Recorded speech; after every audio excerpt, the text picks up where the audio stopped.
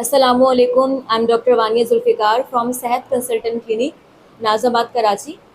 दोस्तों, आज मैं जिस बीमारी के बारे में आपको थोड़ी सी नॉलेज दूंगी वो है एस्थमा यानी दमा।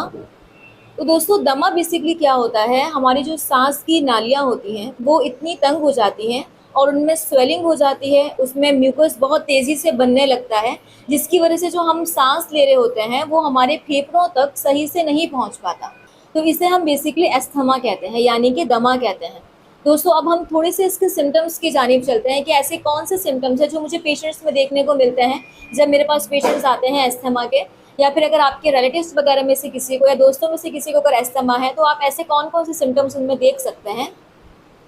तो दोस्तों, सबसे पहले जो है वो सांस की तंगी के पेशेंट जो होते हैं वो उनको सांस सही से नहीं आ रही होती है और उनको पेनफुल ब्रीदिंग हो रही होती है कि उनको हर हर सांस में उनको तकलीफ हो रही होती है।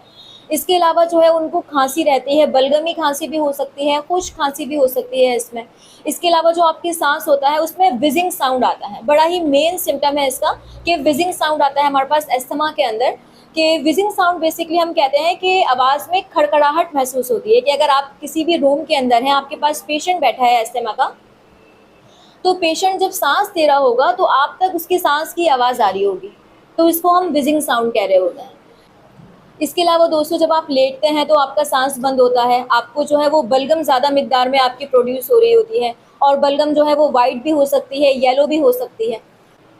और आपको चेस्ट कंजेशन रहेगी और आपको जो है वो चेस्ट पेन रहेगा। पेशेंट हमें कंप्लेन करते हैं कि जब वो सांस लेते हैं उनको सांस ठीक से नहीं आती है, इसके साथ साथ उनकी छाती में दर्द रहता है। दोस्तों, अब हम बात करते हैं कि ऐसे कौन कौन सी ट्रिगिंग फैक्टर्स हैं जो कि आपको एस्थमा वर्स करते हैं, जो कि आपकी बॉडी में एस्थमा की कंडीशन डेवलप करते हैं। तो सबसे पहले आपके पास स्मोकिंग आ जाती है कि जो लोग स्मोकिंग ज़्यादा करते हैं तो उनको जो है वो एस्थमा हो सकता है। अगर जो कुछ पेशेंट्स को सर्दी ज़्यादा लगती है, मीन्स के कुछ एलर्जिक कंडीशंस हमारे पास ऐसी होती हैं जैसे कि एलर्जिक राइनाइटिस हो गया है या फिर साइनोसाइटिस हो गई है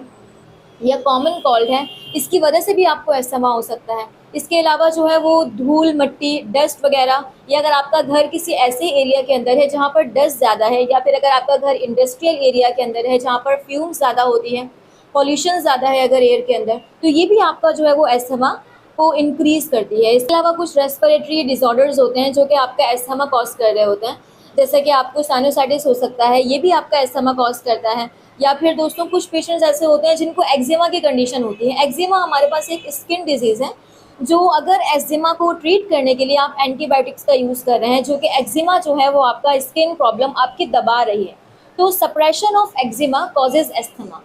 कि अगर आपकी बॉडी में सप्रेशन हो रही है, दब रहे हैं अगर आपके पास एक्जिमा, तो जो आपका एस्थमा आपका वर्स हो जाएगा। अब हम बात करते हैं होम्योपैथिक ट्रीटमेंट के ऊपर कि ऐसी कौन सी मेडिसिन है जो मैं पेशेंट्स को दे रही होती हूँ ट्रीटमेंट के लिए। तो दोस्तों, आर्सेनिक एल्बम और हायोसाइमस ब्लाटा, इसके अलावा बहुत सी ऐसी मेडिसिन हैं जब मेरे पास पेशेंट्स आते हैं तो मैं उनकी कंडीशन को देखते हुए उनको मेडिसिन दे रही होती हूँ। तो अगर आपको या आपके फैमिली मेम्बर्स में से किसी को भी एस्थमा है, ये जो मैंने सिम्टम्स आपको बताए हैं, अगर वही सिम्टम्स आपको आपके किसी भी रिलेटिव में देखने को मिलते हैं या आपके दोस्तों में देखने को मिलते हैं तो आप मुझसे रब्ता कर सकते हैं मेरे स्क्रीन पर नीचे दिए गए नंबर से। अल्लाह हाफ़िज़।